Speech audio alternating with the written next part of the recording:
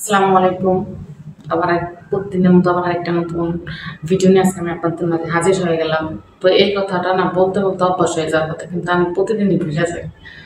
মানে একটা সময় ছিল যে যখন সুন্দর করে বলতে পারতাম, বাট অনেকটা গ্যাপ দিছিল, প্রায় 6 মাস না 7 মাস কাজ করিনি। তো ভুলে গেছিলাম যে কিভাবে কিরকম কি করতে হয়। যাই হোক, এখন তো আবার করতেছি, যদি আল্লাহ মানে থাকে ইনশাল্লাহ সামনে আরও সুন্দর সুন্দর ভিডিও দেওয়ার চেষ্টা করব। এখন একটু প্রবলেমের কারণে আমি ওইভাবে ভিডিও আপলোড করতে পারতেছি না। তো আমার যে কি বলে প্রতিদিনের কাজ কিংবা রুটিন যাই বলেন না কেন, সব কিছু তো শেয়ার করা যায় না ওইভাবে।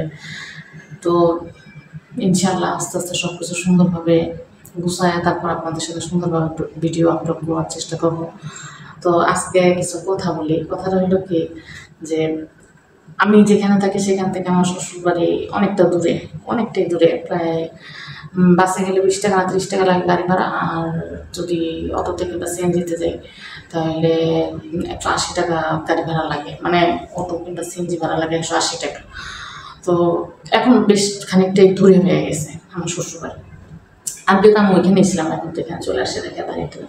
তো যাই হোক, আমার হাজব্যান্ড প্রতিদিন ওইখানে যায়। আজকে যে কাহিনীটা হয়েছে আমি আপনাদের সাথে শেয়ার করি।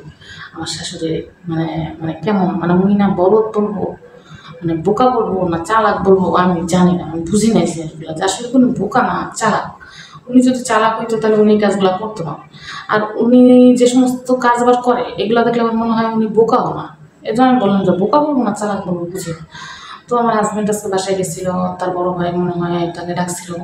বড় ভাইয়ের সাথে কথাবার্তা বলছে, বললো এসে আমাদের যে এই বলছি এই কথা। বললো যে ভাবি চা খাইছে। ভাবি তো বলে না, বলে আপা বলে ডাকে। তো বললো আপা চা খাওয়াইছে, চা খাইছে, ভালো কথা দিল। তো আমার শাশুড়ি নাকি আমার হাজব্যান্ডের সাথে আমার শাশুড়ি আজকে কথা বলে না প্রায় 2 বছরের উপরে হয়ে গেছে। মাও কথা বলে না, ছেলেও কথা বলে না, মানে এইটা কোনো একটা সিস্টেম আমি বুঝে পাই না।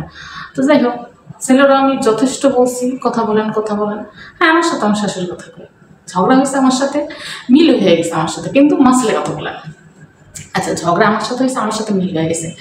আমার পরে ছেলের সাথেও ঝগড়া হয়েছে, ছেলের সাথেও ঝামেলা হয়েছে, বা ছেলের সাথে মার সাথে কোনো ঝামেলা মিটমাট হয় নাই, এখনো পর্যন্ত হয়নি। দুটোটা কত বড় ঘাটতেরা ঘাটতেরা, চিন্তা করেন যে কেউ মানে কেউ হার মানবে না। আমি তারে বলি আপনি আগে কথা বলেন, আপনার আগে কথা বলা উচিত, কারণ সে আপনার মা, সে বলবে না। যাই হোক, ভাই আমি বলি কিছু করার নাই, কারণ সে যখন আমাদেরকে মানে তাকায় কিংবা কথা বলার একটা আগ্রহ প্রকাশ করে, আমি তার সাথে কীভাবে চোখটা সরাই ফেলে এটা আমি পারি না। আমার নিজের কাছে জানি কেমন লাগে যে ভাই কেমন চোখ সরাই ফেলাই দেয়।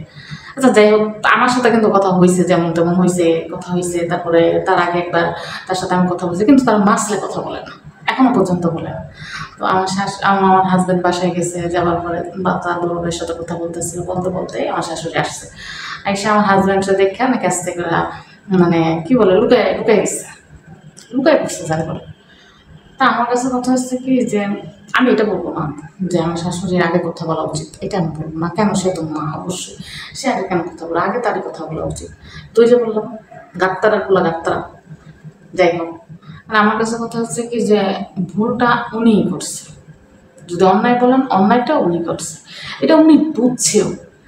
এখন হয়তো বা কি উনি বোঝার পরও ওনার দিক দিয়ে উনি রাইট আছে, যে আমি ভুল করছি, আমি অন্যায় করছি, তাতে কি হয়েছে, তুই আমার সাথে এসে কথা বলবি, এটা হইতেই পারে, এটা সব ভাবতেই পারে। হ্যাঁ, কিন্তু ছেলের দেখে লুকায় যেতে হবে কেন, কিংবা ছেলের দেখলে ঘুমটা দিয়ে রাখতে হবে কেন, কিংবা কি বলে মানে কেমন জানি একটু বলে আচরণ করে, যেগুলো আমার হাজব্যান্ড এসে মানে রাগ হয়ে বলে, যে আমার সাথে দেখলে এমন করে, আমার চেহারা দেখলে মুখ ঢেকে ফেলে দেয়, তারপরে কি আমাকে দেখলে শুয়ে চলে যায়, চেহারাটা এমন মন করে মনে আমি পরপুরুষ। তো কত কথা যে বলে, তো সীমাহীন কথাবার্তা। তা আমি শুনি না চুপ করে পড়ে থাকি যে কী বলে এগুলো, কী বলবো, কারণ আমি মারেই বা কী বলতে পারি, আমি ছেলেরই বা কী বলতে পারি, তাই না? আমার শাশুড়ি হয়তো এখন আমার রাগ আছে কিনা আমি জানি না সঠিক, কারণ এরপর আর কথা ওরকম হয় নাই, তার নাম্বার আমার কাছে নেই, আর আমার নিজেরই মোবাইল নেই, আমি ফোন দেবো কোথার থেকে, আর ছেলের কাছে তার মার নাম্বার নেই, তখন আমি কীভাবে কথা বলবো? যাই হোক, আমার যতটুকু মনে হয়, আমার নিজের মনের থেকে যতটুকু আসে, যে মনে হয় আমার উপরে রাগ কারণ এখানে চলে আসছে, আমার উপরে আগের পরের কোনো ঝগড়া নেই, রাগ নেই। তার কারণ এর মধ্যে অনেক অনুষ্ঠান হয়েছে, দেখা হয়েছে, কথা বলছে। তারপরে মানে এর মধ্যে আমার ভাসুরের অনুষ্ঠান, আমার ভাসুরের ছেলের বিয়ে হয়েছে একটা, ওই সময় কথা বলছে। তারপরে আরেকটা বিয়ে হয়েছে, ওই সময় কথা বলছে। এর মধ্যে আমার চাচা শ্বশুর মারা গেছে, তখনও কথা বলছে।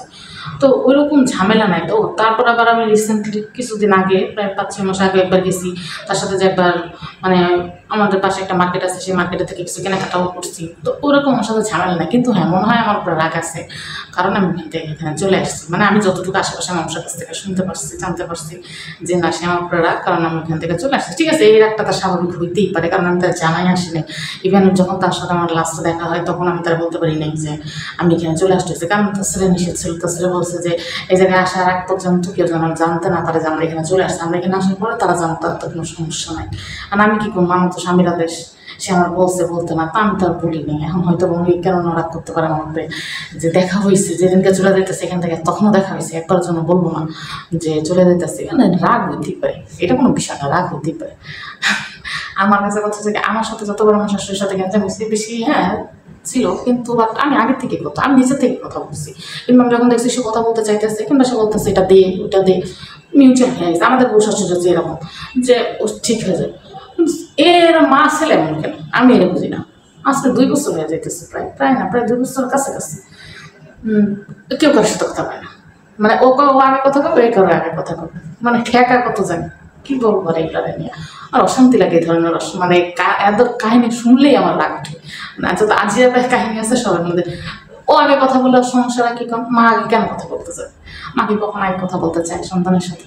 তো তুমি আগে কথা করতে তো হয়ে যায়, তাই না? না, সে আগে কথা বলবে না।